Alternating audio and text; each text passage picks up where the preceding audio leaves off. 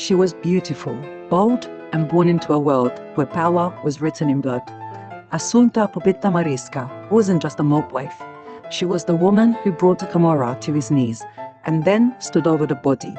This is the story of the Mafia's most infamous femme fatale and why Italy could never forget her.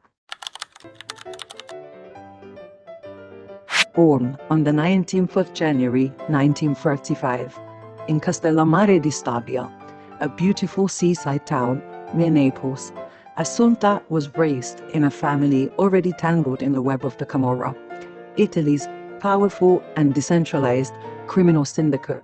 Her father, uncles and brothers were feared men, known by a single nickname, lightning knives. The youngest of 5 siblings, she was the only daughter. She was nicknamed Pupetta, Little Doll, not for her innocence, but for her striking beauty. By 18, she had won a local beauty pageant, but fairy tales don't grow in Naples' alleys. Her crown was made of glass, and it was already cracking. It was on the 27th of April 1955 when Pupetta married Pasquale Simonetti, known as Pasqualone e Nola or Big Pasquale, a smuggler and a Camorra boss with money, muscle and enemies. Pupetta was already weeks pregnant and their wedding was a huge affair. Amongst the many guests was Antonio Esposito, her husband's business partner and the witness to their wedding. Simonetti, Esposito and a third associate, Maestro, had established dominance over Naples' fruit and vegetable market. They controlled every aspect of the supply chain, from farming to setting prices at the local market. Simonetti, known for his charm and stylish demeanor, was well liked by the community. Farmers often sought his support and protection, earning him the nickname the President of Price. However, his growing popularity was beginning to stir jealousy among his business partners. On July the 16th, 1955, just months after his wedding, Simonetti was gunned down in broad daylight. He was reportedly peeling an orange in a bustling Naples market when a man named Gaetano Orlando fatally shot him, allegedly acting on orders from Esposito. To the police, it was just another hit in Naples. To Pupetta, it was a declaration of war. At just 20 years old and 5 months pregnant, Pupetta decided to take justice into her own hands. Numerous accounts describe what happened that day. According to various online sources and journalistic reports, she drove to Naples with her brother Ciro, tracked down Antonio Esposito, entered a crowded square, pulled a small pistol from a handbag and fired 13 shots. However, in Pupetta's own version of events, she claims she was sitting in a car when Esposito approached with his gun drawn, preparing to open the door so his accomplice could shoot her. She says she quickly reached into her handbag, pulled out her own handgun, and fired all 6 bullets at him. According to her, Esposito managed to fire 12 shots in return. But she believes divine intervention was on her side that day. She survived, and he did not. Witnesses reported seeing Esposito collapse to the ground, with his gun still in hand, firing as he fell. When she was arrested, she didn't deny a thing. "I did what I had to do," she told the court. "I would do it again." Poi quella volta che mi ci sono incontrata, lui è venuto verso di me con una pistola non indifferente, grande, e pure io portavo, quando lui mi mandava a minacciare, poi mi sono decisa e portavo anche la pistola nella borsa. Quindi lui mi si è avvicinato vicino allo sportello della macchina, voleva aprire lo sportello perché mi uccidessero i suoi killer che aveva con lui. A questo secondo voi io cosa avrei dovuto fare? Si era difesa? Ma mi ci difesa né più né meno. Mi è venuto Dio ha voluto che morisse lui.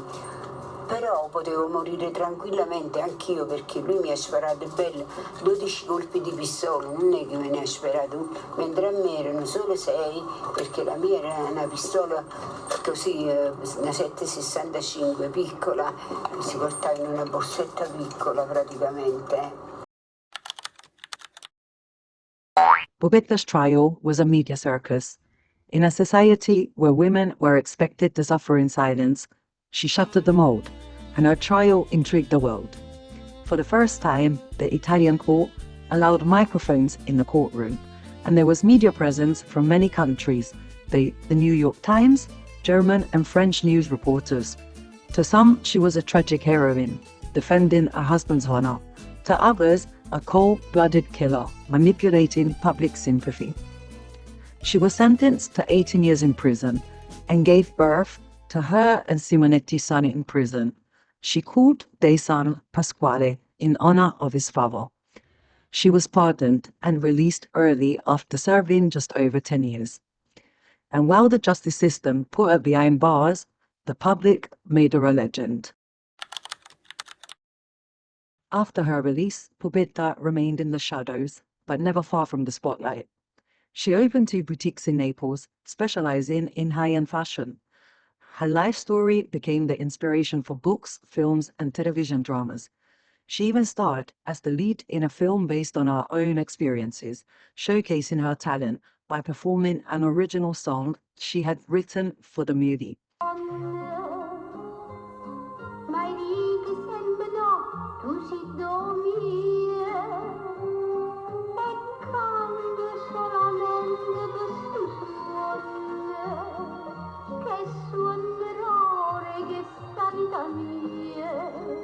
Questa è la mia voce.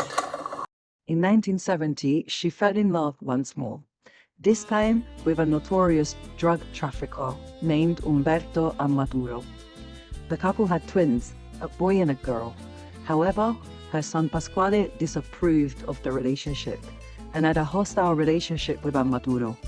The two reportedly exchanged threats on several occasions. In 1974, Pasquale went missing. Amaturo was suspected of orchestrating his disappearance and was arrested in 1975. Though later released due to lack of evidence, Pasquale's body was never found, and local rumors suggest that he was weighed down with stones and thrown into the sea. Despite widespread suspicion, she refused to believe that her partner was involved in her son's disappearance.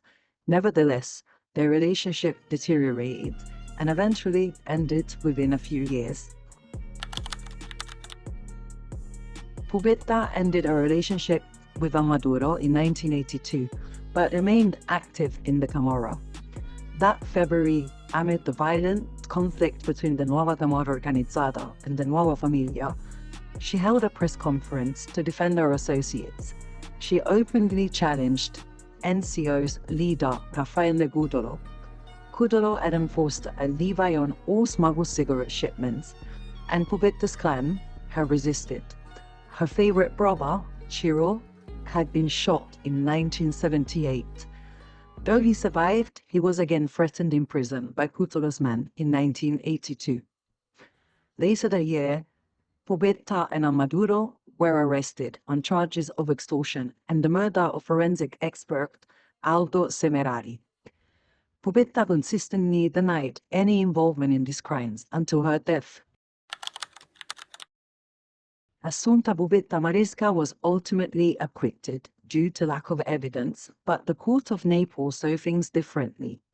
Citing her ties to the NF and her bold press conference denouncing Cutolo, the court ruled she was affiliated with the anti-NCO faction.